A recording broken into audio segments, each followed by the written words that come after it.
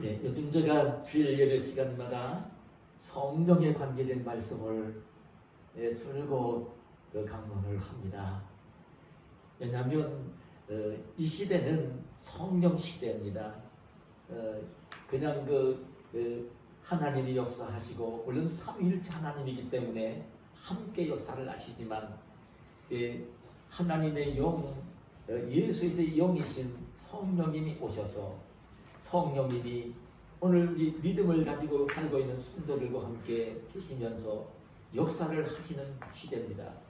그래서 이 성령에 대해서 올바르게 알아야 되고, 그 성령에 대해 인도를 받아야 되고, 성령의 보호를 받아야 되고, 그런 것이 오늘 예수 그리스도를 믿는 우리 성도들의 그 생활이 되어야 하는 것입니다.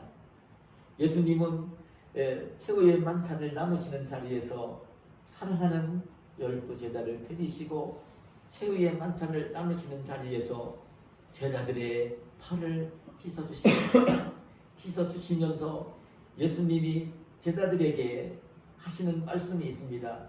발을 다 씻어주시고 난 뒤에 예수님이 제자들의 발을 씻어주신 목적을 설명을 하시면서 어떤 말씀을 하시냐면 이런 말씀을 하세요. 요한복음 13장 13절 14절에 보면 너희가 나를 선생이라 또는 주라 하니 너희 말이 옳도다. 내가 그러하다. 내가 주와 또는 선생이 되어 너희 발을 씻었으니 너희도 서로 발을 씻어주는 것이 옳으니라. 참 내가 행한 것 같이 너희도 행하게 하려 하여 너희에게 본을 이었노라. 예수님이 그렇게 말씀을 하십니다. 예수님이 그 공생애를 보내실 때에 사랑하는 12 제자를 부르시고 함께 다니시며 생활하시며 하나님 천국 복음을 전하시며 사역을 하실 때에 처음에 저는 예수를 믿고 따라온 제자들이 예수님을 처음에 따라왔을 때는 하나님의 아들로 주로 그리스도로 믿지를 못했을 것입니다. 선생으로 알고 따랐을 거예요. 그래서 예수님이 그 말씀을 하시는 거예요. 예수님을 따르는 제자들은 예수님을 선생으로 알고 따르고 이제 후에 예수님을 그리스도로 주님으로 알아보았던 것입니다. 그때 예수님이 그 제자의 발을 씻겨주시고 난 뒤에 그 말씀을 하시는 거예요. 너희가 나를 선생이라 주라 하지 않느냐. 참 너희 말이 옳다고. 나는 너희에게 주가 되고 주님이 되고 너희에게 선생이 된다. 이 말씀을 하신 것입니다. 예수님은 주님이시고 선생이셨던 것입니다. 그런데 오늘 우리가 꼭 알아야 되는 것은 오늘 오순절에 임하신 성령으로 오셔서 지금 끊임없이 이 복음을 전하게 하시고 복음을 듣는 자들이 그 하나님의 말씀 예수님이 어떤 분이신가를 깨닫고 그 예수님이 믿어지도록 역사를 하시고 자기 죄를 회개하게 만드시고 이렇게 하는 이 역사, 이 사역을 감당하시는 것이 성령님이신데 이 성령님도 똑같이 주님이 되시고 스승 선생님이 되시는 분입니다. 우리가 성령님을 알 때는요, 영이시라 눈에 보이지 않지만 성령님은 주님이 되시고 그리고 스승이 되시는 분입니다. 정말 주님께서 이제 제자들의 발을 씻겨주시고 그 최후의 만찬을 나누시고 성찬 예식을 참 이렇게 제정을 하시고 난 뒤에 길게 강론을 하십니다. 요한복음 13장, 14장, 15장, 16장 말씀이 그 최후의 만찬을 나누시고 난 뒤에 길게 예수님이 강론을 하신 것입니다. 그 강론을 하시면서 그 요한복음 14장 16절 이하 18절에 보면 이렇게 말씀을 합니다. 내가 아버지께 구하겠으니 그가 또 다른 보혜사를 너희에게 주사 영원토록 너희와 함께 있게 하리니 그는 진리의 영이라. 지금 예수님이 제자들을 떠나가신다고 하십니다. 아버지께로 돌아간다고 말씀을 하십니다. 그 말씀을 하시면서 어떤 말씀을 하시냐면 예수님이 떠나가시면 제자들과 함께 할 수 없잖아요. 그러면서 뭐라고 말씀을 하시냐면 내가 아버지께 성부 아버지께 내가 구할 거다. 기도할 거다. 그러면 그가 성부 하나님이 또 다른 보혜사를 너희에게 주사 영원토록 너희와 함께 있게 할 거다. 그 또 다른 보혜사를 너희에게 성부께서 보내주셔서 너희에게 보내주신 또 다른 보혜사인 성령이 정말 진리의 영인데 영원토록 너희와 함께 해주게 될 거다. 이런 말씀을 주님께서 하시는 것입니다.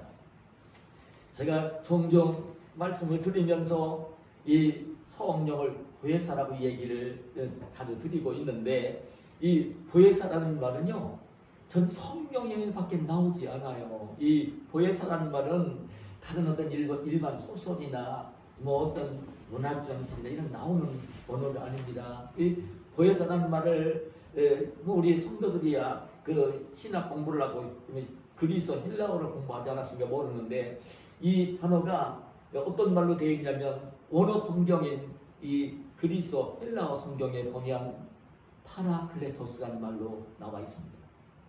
굉장히 중요한 말씀을 오늘 제가 드리는 것입니다.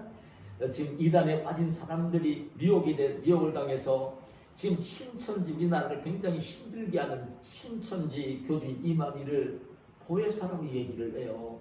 응? 보혜사라고 얘기를 한다고요.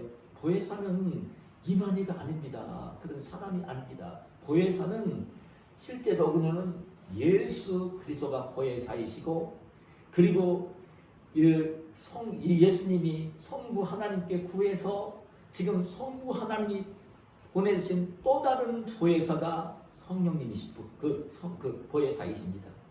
예수님이 본래 보혜사이시고 그 예수님이 기도를 내서 성부께서 또 다시 보내주신 보혜사 그 보혜사가 성령입니다.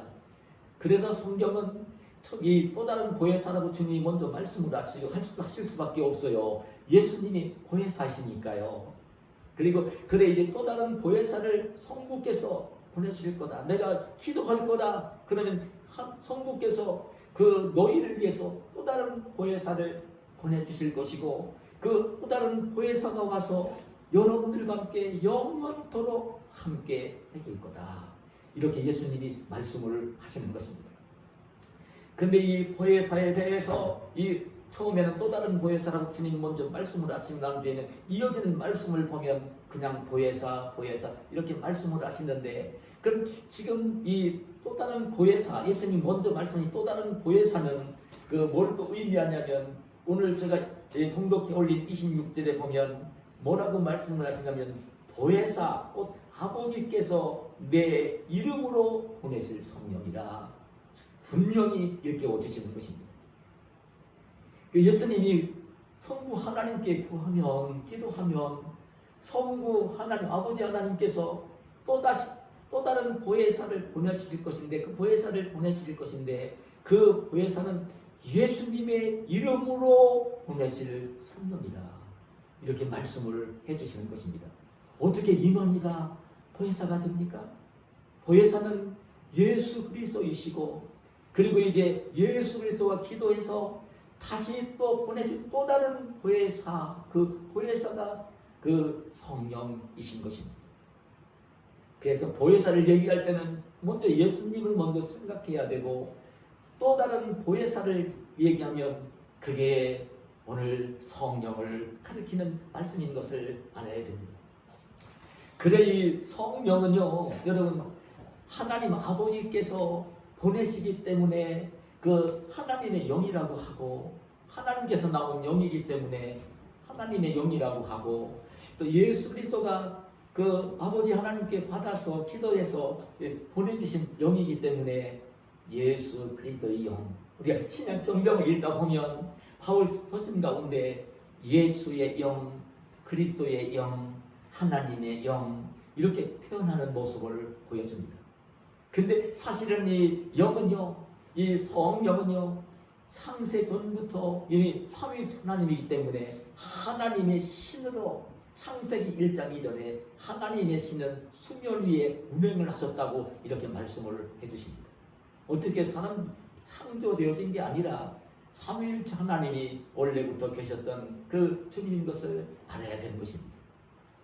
성령이 바로 보혜사에 있습니다. 그러니까 지금도 정말 신천지에 빠져간 이단들을 보면요, 이만희를 보혜사라고 여기는데 이 한 말씀만 알아도요 절대 이단으로 빠질 수가 없어요. 응? 빠질 수가 없어요. 보혜사는 예수님이시고 성령님이신 것을 분명히 알고 진리의 영이신 성령인 것을 분명히 안다면 사람이 어떻게 보혜사가 될 수 있어요? 그 이단 중에 이단인 것이죠.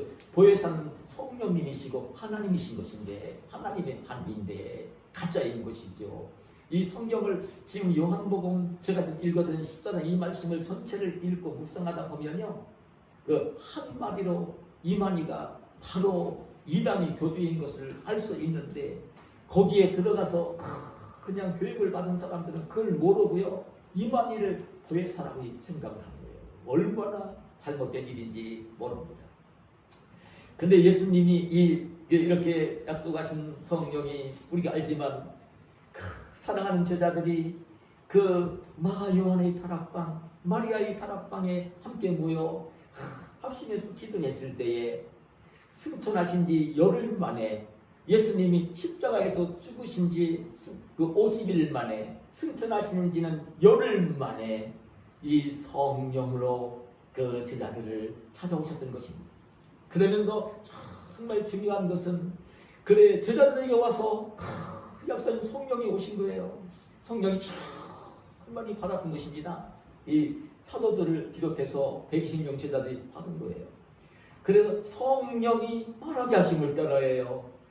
베드로 사도의 생각으로, 사도 요한의 지식으로, 상식으로 하는 게 아니라 성령이 말하게 하심을 따라 베드로와 사도들이 예수님의 죽으심과 부활과 승천하심을 증거를 합니다.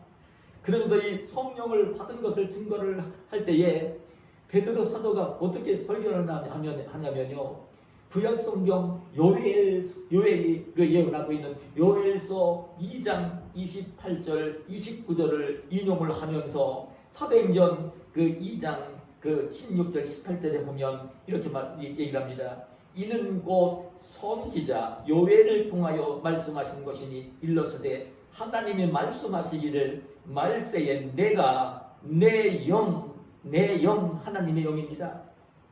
영을 모든 육체에 부어주리니 너희의 자녀들은 예언할 것이요 너희의 젊은이들은 환상을 보고 너희의 늙은이들은 꿈을 꾸리라. 그때 내가 내 영을, 하나님의 영을 내 남종과 여종들에게 부어주리니 그들이 예언할 것이요. 그 요엘 선지자가 예언한 내용인 것을 인용을 하면서 지금 그 베드로 사도와 사도 요한들이 120명 제자들이 성령을 받은 것을 그 이야기를 하면서 지금 뭐라고 이제 증언을 하냐면 그 사도행전 2장 33절에 보면 하나님이 오른손으로 예수를 높이시네. 오른손으로 예수님을 높이셨어요. 그 십자가에 달려 죽으셨지만 부활시키시고 하늘로 불러 올리셨어요. 오른손은 권능의 손을 가리키는 말입니다. 그 올리심에 그가 그 높임을 받은 예수 그리스도가 약속하신 성령을 아버지께 받아서, 성부 하나님께 받아서 너희가 보고 듣는 이것을 부어 주셨느니라. 이렇게 말씀을 하십니다. 성령은 정말 예수님이 십자가 지시기 전에 기도하신 거예요. 성부 하나님께 기도해가지고 그 성령 하나님 또 다른 보혜사 성령을 보내주시겠다 약속을 하신 거예요.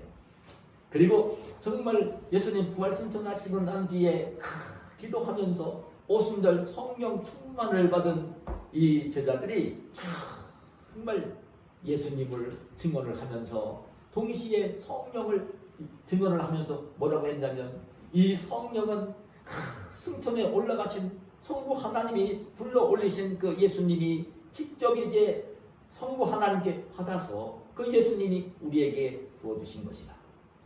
그래 이 성령은 하나님의 영이고 예수 그리스도의 영입니다. 하나님의 말씀을 잘 예를 들면 그래 성자는 성부에게서 나오고 성령은 성자 예수 그리스도에서 나온다는 참 우리 정통 개혁 신앙의 그 신앙 고백 속에 그 말이 들어간 것을 볼 수 있습니다. 올바르게 진리의 말씀을 알아야 되는 것이죠. 제가 이미 성령의 열매에 대해서 자세하게 9가지 열매를 강론을 했지만 그 예수님이 성품이 되어서 예수님을 모시고 살면 그런 열매가 맺힌다는 것을 말씀을 드렸는데요. 근데 성령이 오시면 성령이 주로 하는 사역이 무엇일까? 저는 이번 주일과 다음 주일날 이 말씀을 강론하려고 하는 것입니다. 성령은 어떤 역할을 하시고 어떤 일을 하시는가? 어떤 사역을 하시는가? 오늘 제가 공독해 올린 요한복음 14장 16절 17절에 이렇게 말씀합니다. 내가 아버지께 구하겠으니 그가 또 다른 보혜사를 너희에게 주사 영원토록 너희와 함께 있게 하리니 그는 진리의 영이라. 세상은 능히 그를 받지 못하나니 이는 그를 보지도 못하고 알지도 못함이라. 그러나 너희는 그를 아나니 그는 너희와 함께 거하시며 또 너희 속에 계시겠습니다. 그 하나님이 보내시고 예수님이 보내시는 이 다른 보혜사 진리의 영인 성령은요, 세상 사람들은 받지를 못합니다. 알지도 못합니다. 보지도 못합니다. 아무런 상관이 없습니다. 구원받지 못할 세상 사람들에게는 전혀 상관이 없습니다. 알지 못합니다. 듣지도 못합니다. 깨닫지도 못합니다. 받지도 못합니다. 그 말씀을 하시면서 너희는 그를 아나니 성령을 아나니 그는 성령은 보혜사 성령은 너희와 함께 거하시며 또 너희 속에 계시겠습니다. 보혜사 성령은 정말 예수님을 믿고 따르는 제자들과 함께 거하시고 예수님을 믿고 따르는 제자의 신령 속에 들어가서 함께 해주신다는 거예요. 영원토록 함께 해주신다는 이 말씀을 하시는 것입니다. 주의 성령은요, 우리가 꼭 알아야 되는 것입니다.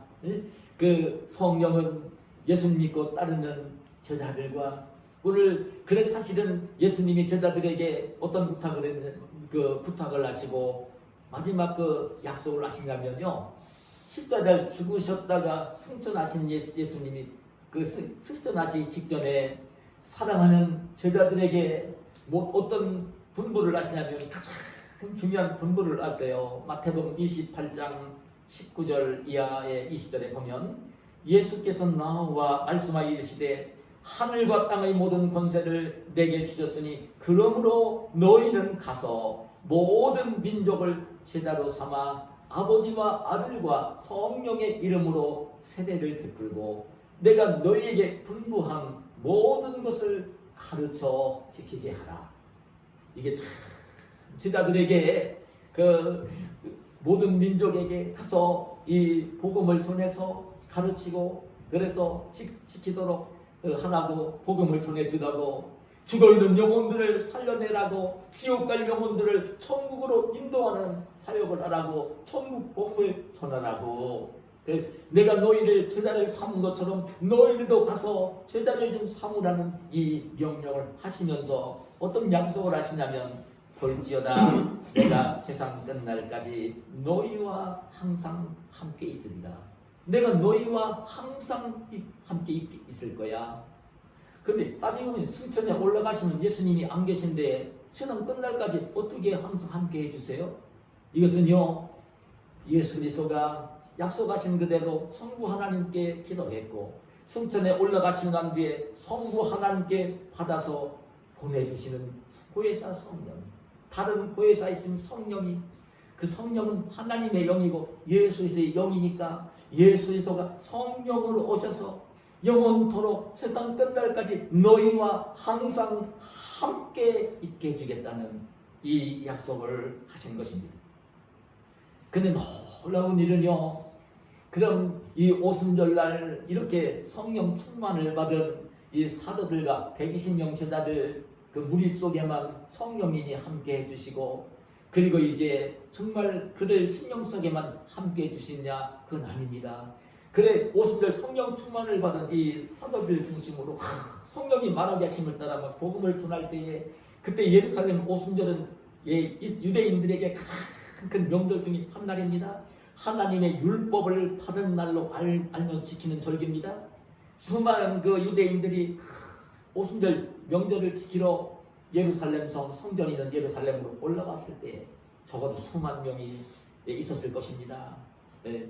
그때 이 사도들이 복음을 전할 때에 듣는 사람들이 다 회심하고 돌아온 건 아닙니다. 듣는 무리 가운데 5,000명 무리들이 성령이 말하게 하심을 따라 복음을 전하는 베드로, 요한, 야고보 이런 사도들이 막 복음을 전하는 소리를 듣고 있다가 정말 그 예수님이 하나님의 아들로 그리스도로 십자가에 못 박아 죽인 것은 잘못한 것이고, 그리고 이제 그날 부활하셨고 승천하셨고 정말로 성령을 보내주셨구나, 그걸 깨달아지면서 형제들아 그럼 우리가 어찌할꼬 죄를 깨닫고 뉘우칠 때에 베드로 사도가 그 얘기를 하는 거예요. 응? 너희가 그 죄를 회개하고 그리고 이제 정말 세례를 받으면 그 예수를 믿으면 너희가 성령을 선물로 받을 것이라. 우리가 받은 똑같은 성령을 너희들도 또 성령을 같이 받게 될 것이라. 그런 가운데 그 5,000명이 사도들이 전하는 그 예수님의 십자가 죽음과 부활의 복음, 성령 보내주신 복음을 전할 때 그 말을 듣고 그 말이 믿어져서 자기들의 죄를 회개하면서 그리고 이제 세례를 받을 때에 하나님께서는 그 5,000명 무리에게도 성령을 함께 부어주셨던 것입니다. 그러면서 예루살렘 초대교회가 세워진 거예요. 그래서 저는 우리 성도들이 알았으면 참 좋겠습니다. 유튜브로 이 영상을 통해서 말씀을 듣는 우리 구원받은 주의 백성들이 있다면 깨달았으면 좋겠습니다. 베드로 오순절만 성령 인해서 뭐 그렇게 되어진 건 아니고요. 오늘도 성령을 받고 성령의 인도를 받으면서 하나님 말씀 성경을 올바르게 해석을 하면서 예수님의 십자가 죽음과 부활의 복음, 성령의 역사하심을 이 복음을 전할 때에 그 복음을 들으면서 정말 예수님이 하나님의 아들이시고 그리스도이시고 자기의 주님이시고 자기 죄값을 지불하시며 십자가에 죽어주신 분이고 성령으로 다시 오신 분인 것을 믿는 심령이 되어지면 그 심령에도 하나님의 성령이 함께 임하십니다. 그래서 그 임하신 그 성경은 그래서 뭐라고 말씀하시냐면요, 예수님이 그 요한계시록 3장 이제 보면 볼지어다 내가 문 밖에 서서 두드리노니 누구든지 내 음성을 듣고 문을 열면 내가 그에게로 들어가 그와 더불어 먹고 그는 나와 더불어 먹습니다. 예수님에 대한 말씀을 들을 때에 성령이 그 마음을 두드리시거든요. 그때 마음을 이렇게 열어드리면 예수의 영인 성령이 들어와서 바로 그 사람과 함께 영원토록 해주신다는 약속을 하시는 것입니다.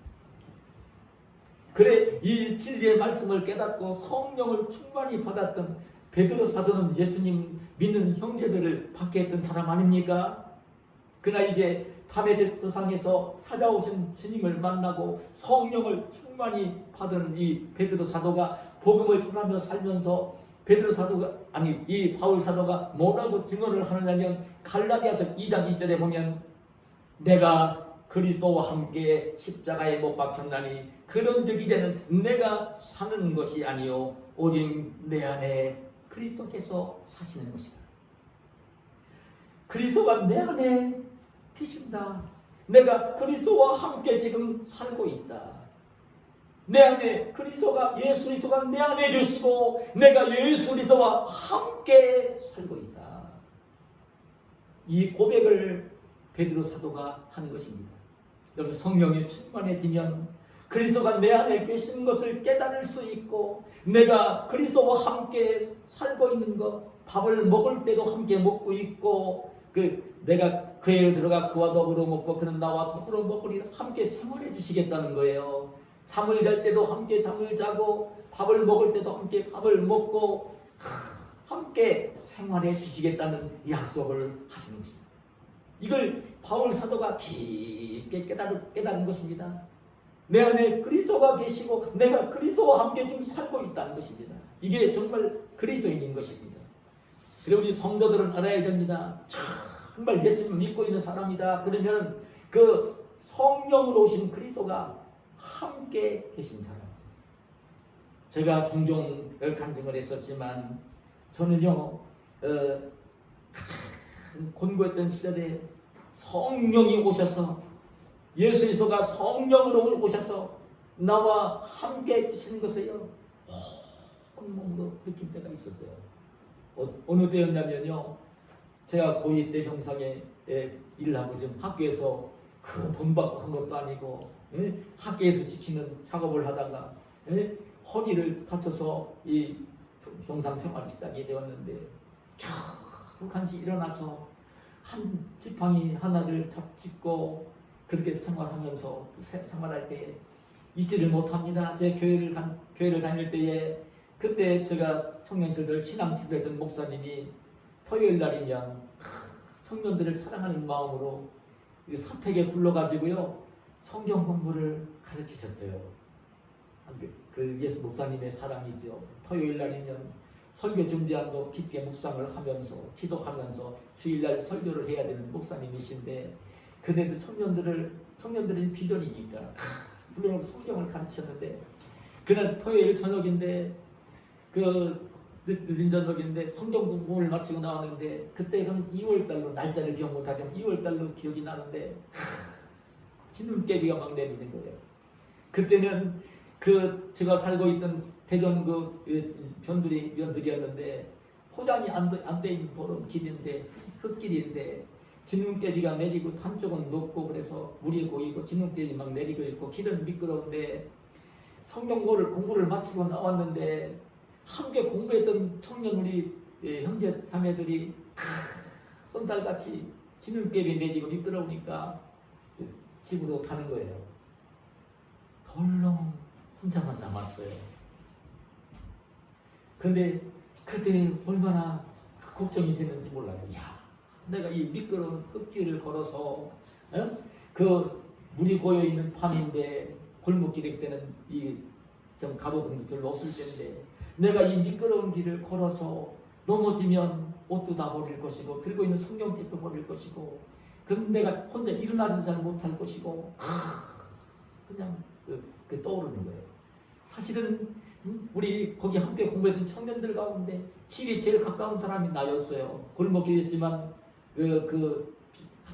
빙 도로면 직선거리도 한 300~400m밖에 안 되는 짧은 길이었지만 겁이 나는 거예요. 내가 이 길을 걸어서 무사히 집으로 갈 수 있을까? 그런데 참 놀라운 일이었어요. 그때 주님이 찾아오셨어요. 그때 그 순간에 주님이 찾아오셨어요. 말로 표현할 수 없어요. 주님이 그러세요. 내가 그렇게 힘들고 외롭냐고 걱정이 되느냐고 내가 너와 함께 있다. 내가 너와 함께 해주겠다. 그날 제가 그냥 애로웠지만요. 근데 참 놀라워요. 우리 믿음 가진 형제들은 그래 참 조심해야 되는데 제가 그 지팡이 한쪽을 짚고 한쪽에는 성경을 들고 돌아오는데 중간쯤 왔는데 얼굴도 이름도 모르고 어둡고 난 뒤에도 한 번도 만난 적도 없는 어떤 청년 자매가 우산을 쓰고 가다가 너무 불쌍하잖아요. 한쪽에는 지팡이를 짚었지 성경을 들었지 길도 어둡지 미끄럽지 걱정이 되니까 와가지고요 우산을 씌워주는 거예요. 내가 괜찮다고 나 집 가깝다고 얘기를 해도요 거기서 목사님 사택에서 빙글 돌아서 이렇게 집 한 두어 채를 돌아서 이렇게 나오면 교회가 먼저 있었고 또 교회에서 집 서너 채를 내리면 우리 집이었으니까 그래 교회당에 올 때까지 안 되겠대요. 걱정이 돼서 그냥 못 가겠대요. 우산을 받쳐주는 거예요. 그래서 제가 집까지는 오지를 못하고 교회당으로 들어가면서 고맙다고 돌려보내고 집으로 돌아왔었는데 그날 주님이 함께 해주시는 것을 온몸 느꼈어요. 그 마음이 얼마나 뜨거웠는지 몰라요. 주님이 함께 계시는 것을 저는 그때 느꼈어요. 정말 주님을 찾기 위해서 그 기도하고 새벽 기도하고 그럴 때는 그 뜨거움이 없었는데 그날 뜨겁게 주님이 저를 찾아오셨어요.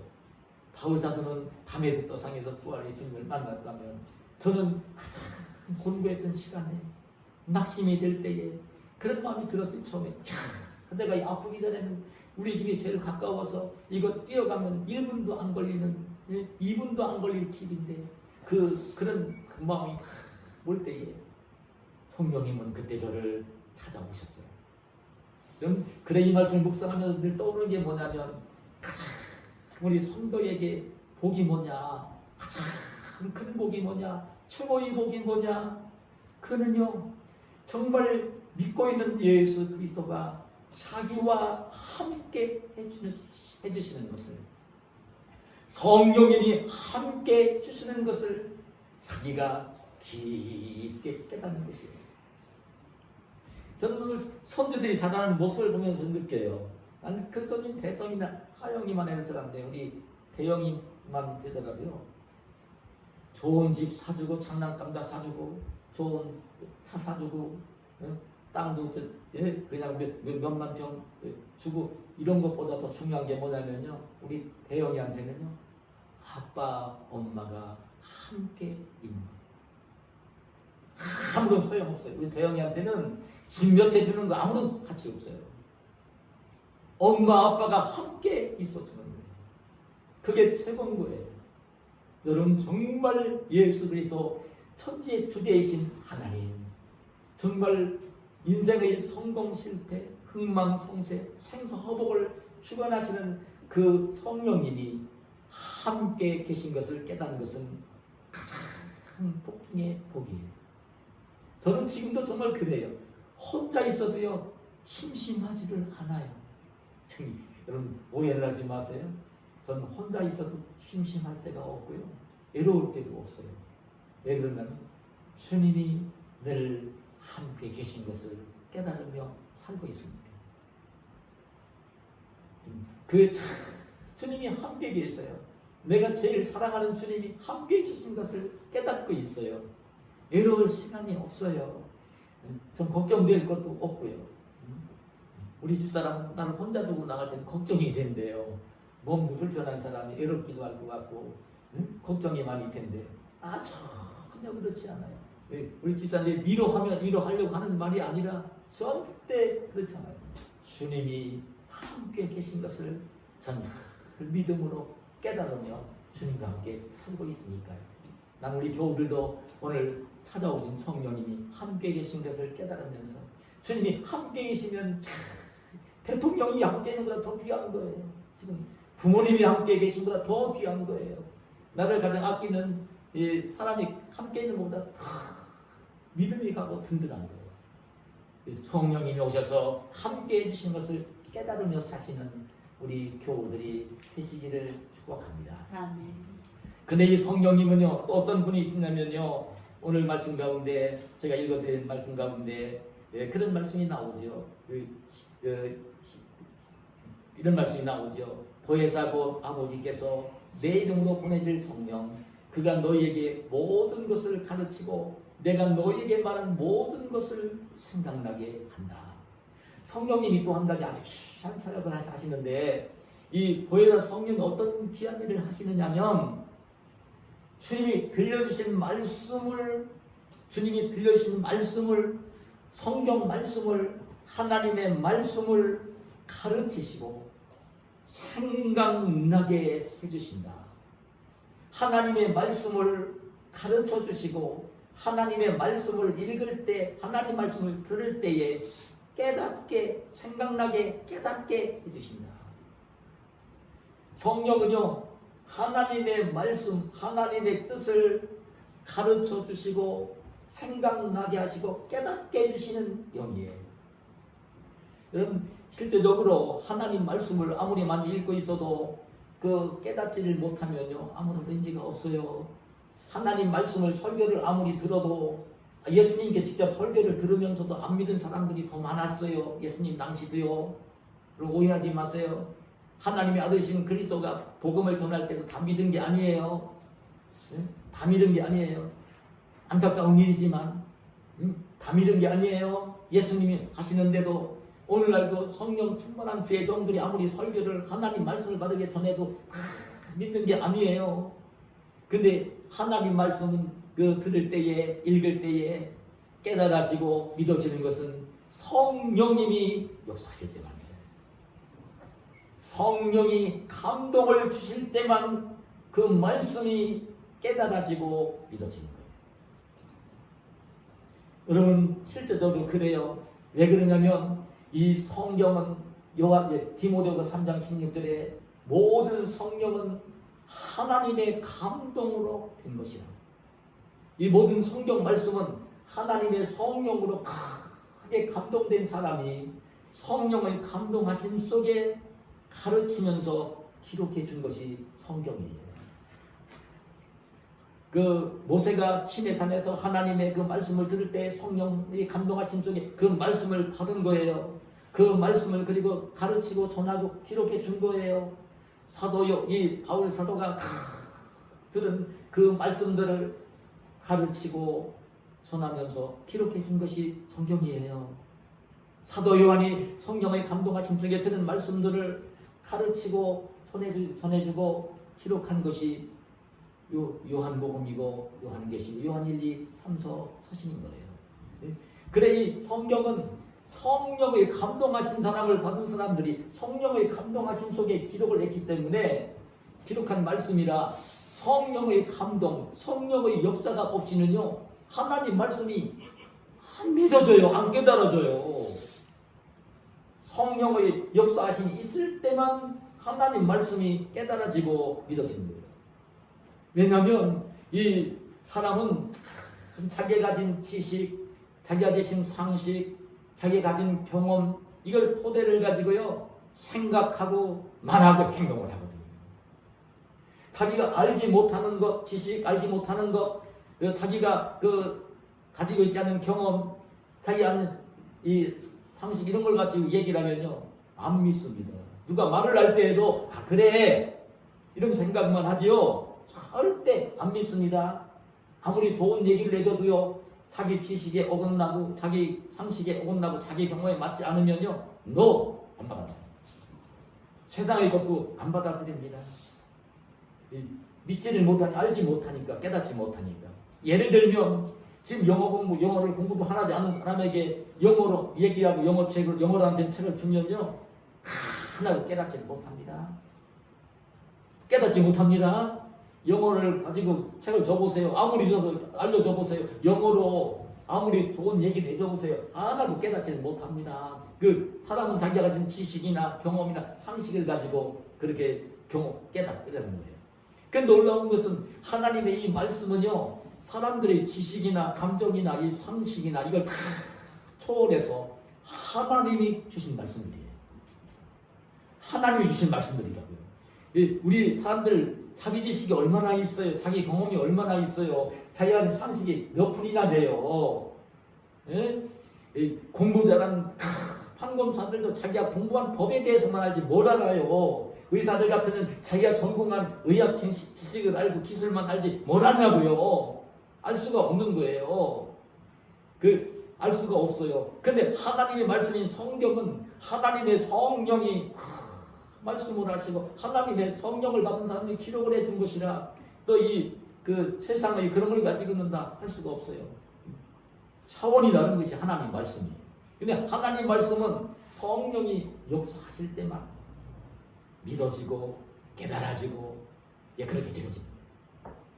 그래 정말 중요한 게 있어요. 성경은 고린도전서 2장 10절 12절에서 이렇게 말씀을 해요. 오직 하나님이 성령으로 이것을 우리에게 보이셨으니 성령은 모든 것 곧 하나님의 깊은 것까지라도 통달하시느니라. 사람의 일을 사람의 속에 있는 영 외에 누가 알리요? 이와 같이 하나님의 일도 하나님의 영 성령 외에는 아무도 알지 못하느니라. 우리가 세상의 영을 받지 아니하고 오직 하나님으로 본 영 성령을 받았으니 이는 우리로 하여금 하나님께서 우리에게 은혜로 주신 것들을 알게 하려 하십니다. 성령께서 하나님의 말씀, 하나님의 뜻을 분명히 가르쳐 주시고 생각나게 해주시고 깨닫게 하시고 믿게 해주시는 것입니다. 그래 저는 이 말씀을 묵상할 때마다 떠오르는 게 있습니다. 복 있는 사람은 하나님을 성경을 읽을 때 늘 깨달아지고 하나님 말씀을 사모하게 되어 있어서 늘 읽고 그리고 이런 설교를 들을 때에 그에 깨달아지고 믿어지는 거예요. 여러분 실제적으로 여러분 그 바울 사도가 2차 선교여행 중에 자기 고국인 그 소아시아 지방을 떠나 성령의 인도하심을 받고 이제 마케도니아 빌립보로 복음을 전하러 갔잖아요. 아는 사람도 하나도 없는 곳이에요. 빌립보에 가서 그냥 머무르면서 복음을 전하게 되는데 그때 복음을 전할 때에 안식일 날을 맞이해서 이 바울이 신라와 함께 기도할 곳을 찾아 나섰어요. 그 기도할 좋은 장소를 찾아 나섰다가 빌립보 강가에 갔는데 그 강가에 여자들이 이렇게 모여 앉아있는 것을 보았어요. 거기서 이제 복음을 전하러 간 바울 사도니까 거기서 그 여자들에게 복음을 전했어요.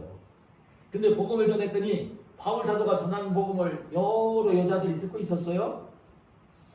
근데 듣고 있는 여자들이 다 바울이 전하는 복음을 들으면서 믿고 따른 게 아니라 누구만 그 복음을 듣고 깨달아져서 믿고 따랐냐면 루디아라는 여자만 따랐던 것을 보여줘요. 그래서 성경은 사도행전 16장 14절에 루디아가 그렇게 바울이 전하는 그 복음을 듣고 깨닫게 되어진 내용을 이렇게 기록해줘요. 두아디아 시에 있는 사세곡감 장사로서 하나님을 섬기는 루디아라 하는 한 여자가 말을 듣고 있을 때에 주께서 그 마음을 열어 바울의 말을 따르게 하십니다. 주께서 그 마음을 열어 주께서 루디아의 마음을 열어 거기 여러 여자들이 듣고 있었지만 다른 여자들한테는 성령께서 마음을 열지 않게 해주셨고 루디아만이 성령께서 역사해서 마음을 열어 바울이 전하는 그 말을 들으면서 생각나고 하나님의 뜻을 깨닫게 하셨어. 따랐다. 그 루디아가 집으로 돌아가 가족들과 함께 세례를 받으면서 빌립보 교회가 세워지는 거예요. 저는 오늘 우리 성도들이 이 땅을 살면서 정말 귀한 믿음을 가지고 이렇게 살려면 오늘 이 말씀의 의미를 깨달았으면 좋겠어요. 주의 성령은 예수님을 믿는 우리 성도들과 함께 성도들 심령 속에 늘 함께 해주시는 영원토록 함께 해주시는 분이신가. 그리고 하나님 말씀을 읽을 때 들을 때에 그걸 이제 정말 하나님의 뜻이 무엇인지를 분명히 할 수 있도록 가르치시면서 그 하나님의 뜻을 생각나게 하시고 깨닫게 하시고 믿게 하시는 그리고 따르게 하시는 그분이 바로 성령님이시다. 오늘 저와 여러분이 믿음을 가지고 이 땅을 살면서 그 하나님의 성령이 오늘도 함께 해주시고 이 하나님 말씀 읽고 들을 때마다 가르쳐 주시고 생각나게 하시고 깨닫게 하시는 이 성령님의 은혜를 충만히 이렇게 받으면서 그 은혜를 누리면서 사시는 저와 여러분이 되시기를 예수님의 이름으로 축원합니다. 아멘. 하나님 감사합니다. 오늘도 우리를 사랑하셔서 이 무더운 날에도 오늘 성전 예배의 자리에 불러주시고 주님을 예배하게 하시고 오늘 우리가 믿음을 가지고 하나님의 자녀로 살 때에 분명히 깨달아야 되고 바르게 알아야 되는 귀한 성령에 대한 귀한 말씀을 들려주셔사오니 감사합니다.